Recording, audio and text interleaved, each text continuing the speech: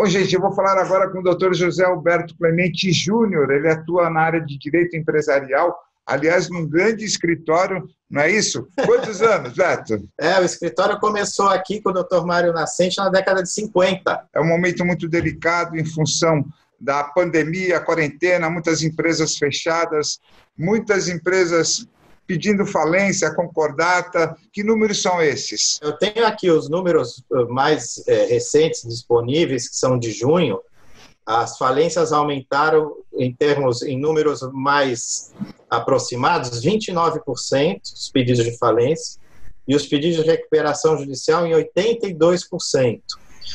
Então, de fato, a economia preocupa, a situação econômica no Brasil, mas as empresas os empresários são muito dinâmicos, eles encontram formas para conseguir sobreviver, porque a iniciativa dos empresários é que impulsiona a economia.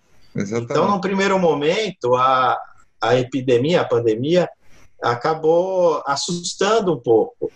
E houve uns 2 meses, vamos dizer assim, de efetivamente uma parada que alguns utilizaram estrategicamente para se reequilibrar e tentar buscar novos caminhos, novos procedimentos administrativos, né? Bom, aqui esses empresários assessorados por escritórios como o de vocês, né, conseguem essa recuperação judicial, seria isso? É uma das possibilidades legais, esse procedimento de recuperação judicial é uma forma para o empresário ter um fôlego no meio da tempestade, né?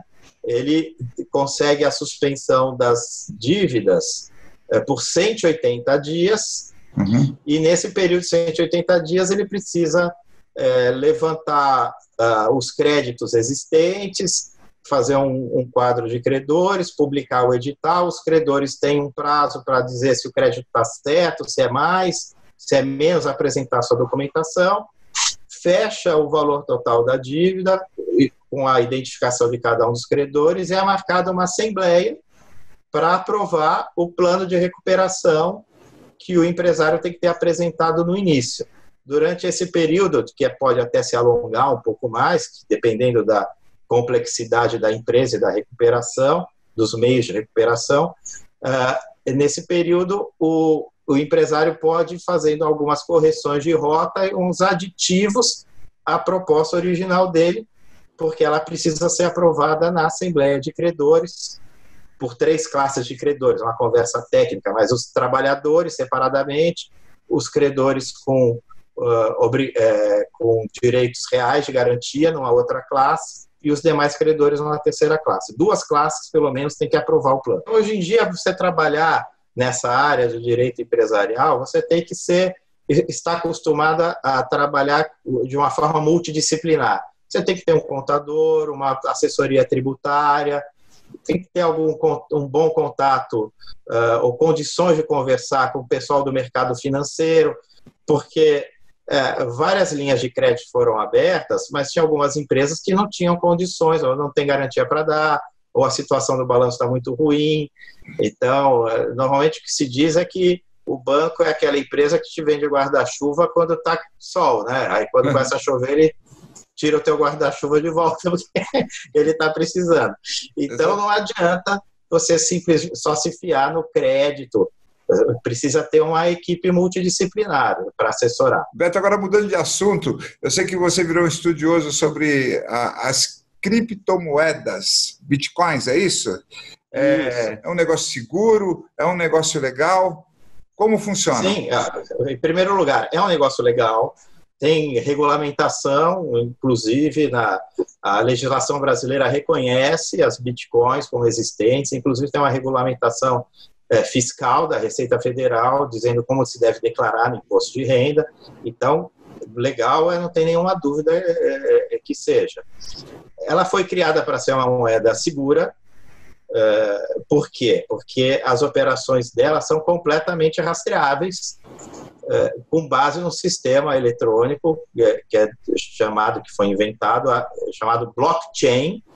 Esse sistema blockchain, ele tem outras aplicações que já estão sendo desenvolvidas no sentido de ter uma plena rastreabilidade de todas as operações que são realizadas dentro desse sistema. A Bitcoin é um ativo que é muito volátil, então ela não tem, vamos dizer, uma escala, uma previsibilidade no aumento. Hoje, acabei de ver aqui, está em 11.996 dólares uma Bitcoin.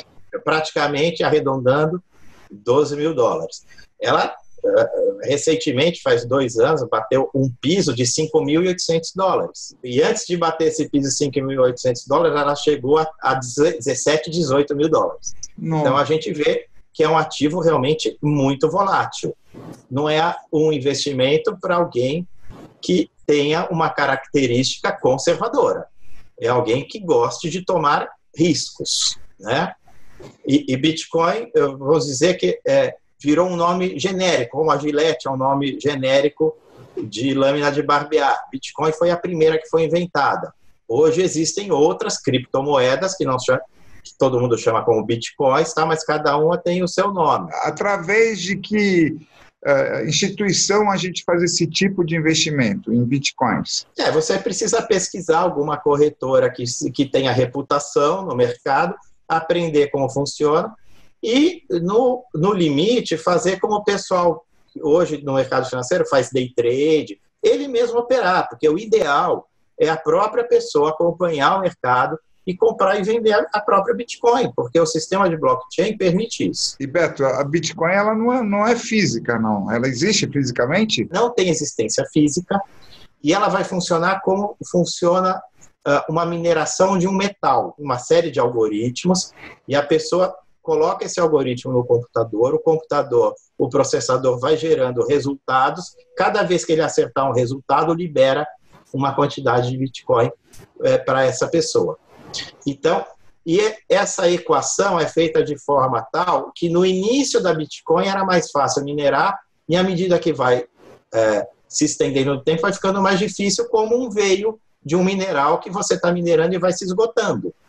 Sim. E ele tem um número limitado de Bitcoins para serem minerados na história, o que implica que a moeda também vai ser finita pela lei da oferta e da procura. Se você tem muita procura e uma oferta limitada, o preço sobe. E o que aconteceu? Ela acabou caindo nas graças de várias pessoas, de vários agentes econômicos, e ela passou a ser aceita em operações de economia real.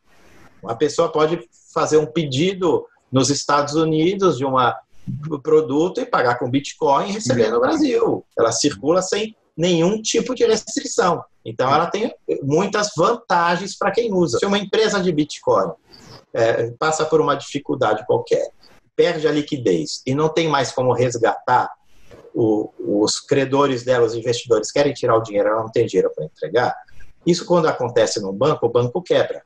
Né? Numa corretora de Bitcoin, vamos dizer, numa empresa que trabalha nesse setor, qual a ferramenta que ela tem para se proteger? Ela pede uma recuperação judicial. Certo. Que é aquele primeiro tema da nossa conversa de hoje. Né? O que acontece? Existe uma possibilidade de haver um prejuízo. Por quê? Porque no plano de recuperação, normalmente, a empresa oferece o pagamento com um desconto. Então, se a pessoa que entrou tinha uma expectativa de rentabilidade vai dizer, olha, eu vou receber 200, o plano de recuperação pode dizer, olha, eu vou te pagar esse 200, mas com uma carência de 1 ano, eu vou pagar metade e eu vou pagar em 5 parcelas anuais. Nossa. Então, ele vai receber 10% por ano por 5 anos e vai perder metade.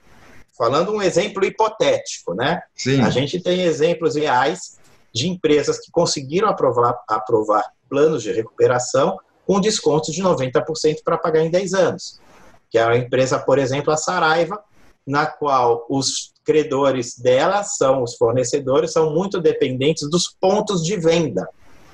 Então, eles não querem que a Saraiva feche, porque senão eles perdem os pontos de venda. Entendi. Então, aceitaram ficar com esse prejuízo enorme para garantir que os pontos de venda ficassem abertos e eles continuassem a vender os produtos. Então, cada caso é um caso, né? Verdade. Bom, Beto, queria agradecer aí você ter cedido esse tempo, você ainda está no seu escritório, a gente está vendo aí, aliás, muito bonito escritório, sua estante aí riquíssima, né? Em livros, você até estava falando que hoje em dia você encontra tudo isso no Google. Exatamente, está tudo disponível na internet, mas a gente tem consulta. E é importante manter, porque a cultura do livro é uma cultura importante, né? Muitas vezes, eu particularmente acho muito melhor abrir um livro do que abrir um tablet. Computador, exatamente. Beto, obrigado aí pelos toques, as dicas. Então, para você que passou esse momento com dificuldades, procure uma boa assessoria jurídica para encontrar o melhor caminho, né? Para seguir em frente. E também falamos um pouquinho sobre esse investimento que é de risco, mas com cautela você pode ter bons rendimentos, não é isso, Beto? Exatamente. Beto, muito obrigado mais uma vez por esse bate-papo, tá bom? Obrigado, um grande abraço a todos aí. Obrigado.